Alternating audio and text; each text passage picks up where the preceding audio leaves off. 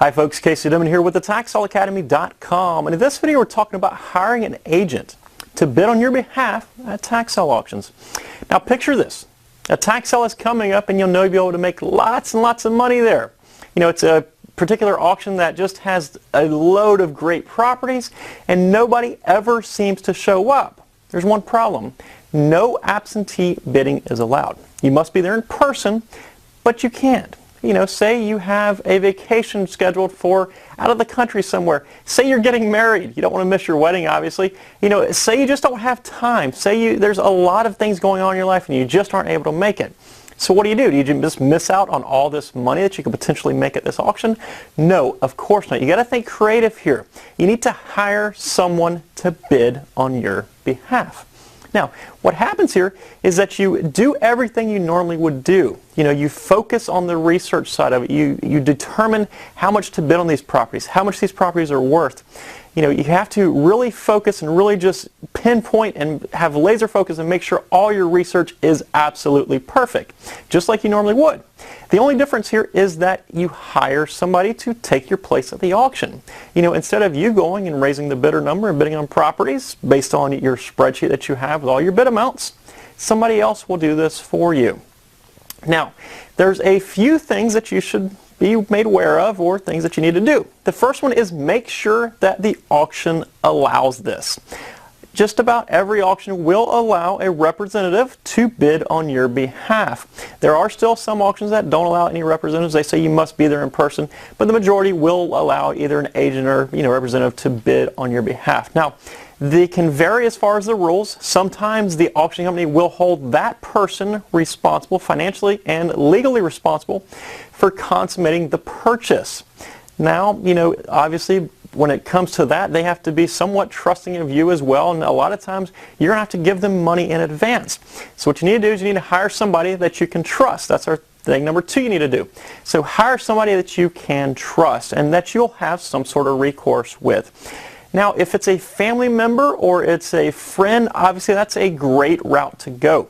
But if you don't have any family members or friends that could attend these auctions, consider hiring a real estate agent to do it for you. As a matter of fact, in some states, a real estate agent has to do it for you by law because they have to be licensed in order to represent you.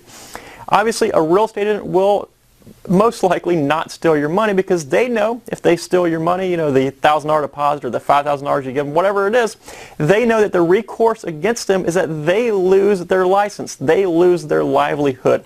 So find somebody responsible, like a good real estate agent that has a history in the business. If you can't find a real estate agent, maybe a financial planner with, you know, a license.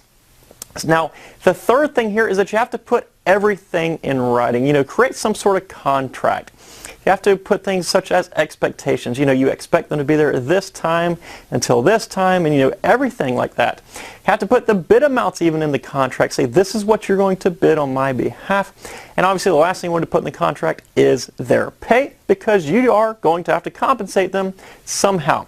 Now, the best way to arrange this is not through any commissions of any sort, because it just doesn't make sense. What, the more you pay, the more the more you pay for the property, the more you pay them. It just doesn't make any sense. So pay them some sort of hourly rate, and it is going to cost you a decent amount of money. Not only do they have to trust you that you will go through with the purchase, or they'll have to have some sort of funds ready to go through that purchase on your behalf there at the auction, but you also have to trust them. You know, if you're planning on paying somebody $5 an hour, more than likely that's not going to be a very trustworthy person. You know, I'm not going to sit in an auction room for 8 hours for $40 because it just doesn't make a whole lot of sense to me. So what you have to do, you have to plan on compensating this person well. You know, it might be $20, $40 an hour, might even be $50 an hour. You know, if it's a short auction, it could even be $100 an hour or something. But you have to plan on compensating this person well, because obviously, usually the more you compensate somebody and the more they expect in compensation, the more you can trust them. Again, you also have to have other recourse as far as like the contract in writing. And, you know, it'd be great if this person had some sort of license that you go after. So, you know, there you have it. It can be more work and it can be a little bit more risky, and it can kind of put you on edge, I guess, you know, if you're not familiar with it or if you've never done it before. But if there's no other options, this can certainly be a viable option for you to attend that auction without physically being there. I really hope you've enjoyed this video. If you'd like to see similar videos, head on over to my website at thetaxsaleacademy.com, which you can do by clicking the blue link right here next to my head. Again, it'll take you to thetaxsaleacademy.com. Once you get there, download your free copy of my ebook, The Tax Sale Investing Blueprint, and you'll be on your way to a very successful tax sale investing career. Have a wonderful day, folks. Bye-bye.